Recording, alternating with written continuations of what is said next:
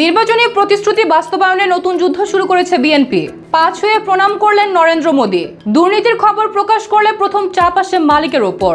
শপথ নিলেন বিজেপি সরকারের ৫ মন্ত্রী। বিএসএফ এর গুলিতে ২ বাংলাদেশি নিহত। বিশ্বকাপ নিয়ে আমেরিকায় হোটেল ব্যবসায়ীদের মাথায় হাত। পারমাণবিক অস্ত্র বহনে সক্ষম ক্ষেপণাস্ত্রের পরীক্ষা চালালো ভারত। লাইভ সাপোর্টে জনপ্রিয় কন্টেন্ট ক্রিয়েটর কারিনা কায়সার। বাংলাদেশ সহ একাধিক দেশে বাতিল কেমব্রিজের গণিত পরীক্ষা। আমি তিশা, আপনারা দেখছেন টাইমস ফ্ল্যাশ। নির্বাচনী প্রতিশ্রুতি বাস্তবায়নে নতুন যুদ্ধ শুরু করেছে বিএনপি। রাজধানীর কৃষিবিদ ইনস্টিটিউটে তৃণমূল নেতাকর্মীদের সাথে মতবিনিময় কালে এই কথা জানিয়েছেন প্রধানমন্ত্রী তারেক রহমান। সরকারের নির্বাচনী প্রতিশ্রুতি নিয়ে তিনি জানান, নির্বাচনের আগে এটি বিএনপির ইশতেহার থাকলেও দেশের 52% মানুষের সমর্থনে জয়ের পর তা 18 কোটি মানুষের দলিলে পরিণত হয়েছে। এ সময় প্রধানমন্ত্রী দুর্নীতিমুক্ত সুশাসন, নারীর নিরাপত্তা এবং ভয়ের সংস্কৃতির অবসান ঘটিয়ে আলোচনার রাজনীতি প্রতিষ্ঠার দৃঢ় অঙ্গীকার ব্যক্ত করেন। একই সাথে সরকারের লক্ষ্য পূরণে দলীয় নেতাকর্মীদের অতন্দ্র প্রহরীর মতো কাজ করার নির্দেশনাও প্রদান করেন। ৫ হয়ে প্রণাম করলেন ভারতের প্রধানমন্ত্রী নরেন্দ্র মোদী। ৯ মে পশ্চিমবঙ্গের নবগঠিত সরকারের শপথ গ্রহণ অনুষ্ঠানে ৯৮ বছর বয়সী বিজেপির প্রবীণ নেতা মাখনলাল সরকারের প্রতি এভাবে শ্রদ্ধা জানান তিনি। শিলিগুড়ির বাসিন্দা মাখনলাল ১৯৫২ সালে কাশ্মীরে তেরঙ্গা পতাকা ওড়ানোর আন্দোলনে শ্যামাপ্রসাদ মুখার্জির সফর সঙ্গী ছিলেন। বিজেপির উত্তরবঙ্গ প্রসারে অগ্রণী ভূমিকা রাখা এই নেতার আশীর্বাদ নিয়ে মোদী তার লড়াইকে সম্মান জানান। মাখনলাল বাবু ১৯৮১ থেকে ৭ বছর জেলা সভাপতির দায়িত্ব সামলানো ছাড়াও উত্তরবঙ্গে ১০,০০০ কর্মী সংগ্রহের রেকর্ড গড়েন।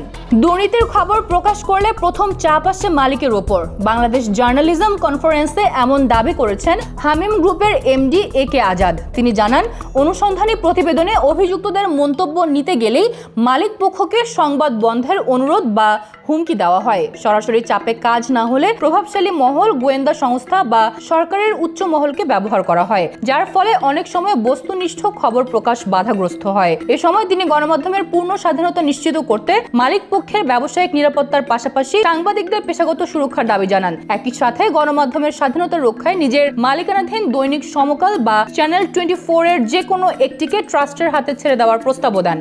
পশ্চিমবঙ্গে মুখ্যমন্ত্রী শুভেন্দু অধিকারীর সঙ্গে শপথ নিলেন বিজেপি সরকারের ৫ মন্ত্রী।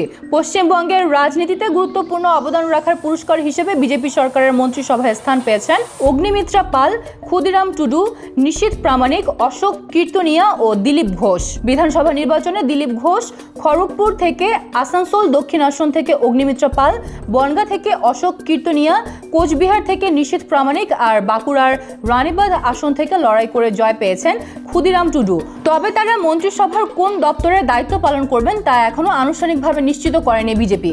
বিএসএফ এর গুলিতে ২ বাংলাদেশি নিহত। ব্রাহ্মণবাড়িয়ার কসবা উপজেলার পাথারিয়াদার সীমান্তে এ ঘটনা ঘটে। নিহতরা হলেন কসবা উপজেলার মোহাম্মদ মোরসালিন ও নবীর হোসেন। বিজেপি সূত্রে জানা গেছে, একদল লোক ভারতীয় সীমান্তের অভ্যন্তরে প্রবেশ করলে বিএসএফ জওয়ানরা তাদের লক্ষ্য করে গুলি চালায়। আহত অবস্থায় তাদের উদ্ধার করে আগরতলার জিবি হাসপাতালে নেওয়ার পর তারা মারা যান। বর্তমানে বিজিবি ও বিএসএফ এর মধ্যে পতাকা বৈঠকের প্রস্তুতি চলছে। মরদেহগুলো দ্রুত দেশে ফিরিয়ে আনার প্রতিক্রিয়া অব্যাহত রয়েছে বলেও বিজিবির পক্ষ থেকে জানানো হয়েছে।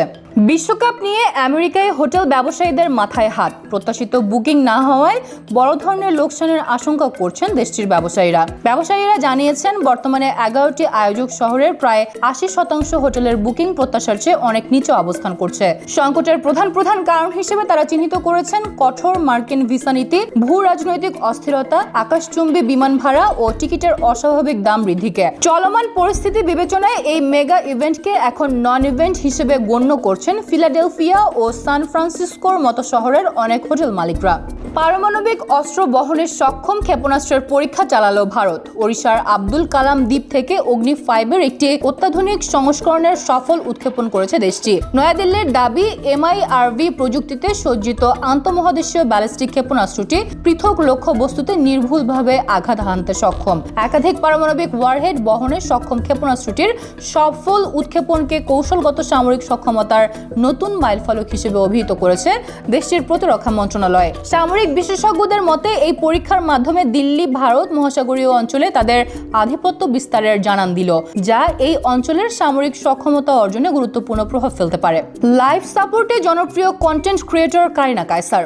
রাজধানীর এভার কেয়ার হাসপাতালে চিকিৎসাধীন এই অভিনেত্রীর শারীরিক অবস্থার অবনতি হওয়ায় তাকে লাইফ সাপোর্টে নেওয়া হয়েছে, এমন তথ্য নিশ্চিত করেছেন তার বাবা সাবেক ফুটবলার কায়সার হামিদ। তিনি জানান, হেপাটাইটিস এ ও ই ভাইরাসে আক্রান্ত হয়ে কারিনার লিভার ফেইলার হয়েছে। বর্তমানে তাকে উন্নত চিকিৎসার জন্য ভারতে নেওয়ার প্রক্রিয়া চলছে। মেয়ের দ্রুত আরোগ্যের জন্য দেশবাসীর কাছে দোয়া চেয়েছেন কায়সার হামিদ।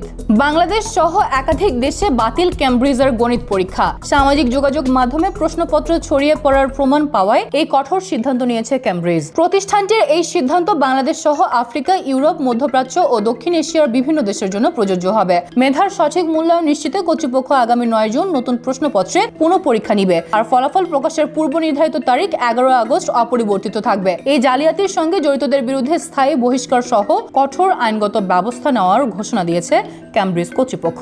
এরকম আরো ভিডিও নিউজ পেতে ভিজিট করুন BangladeshTimes.com-এ। ধন্যবাদ।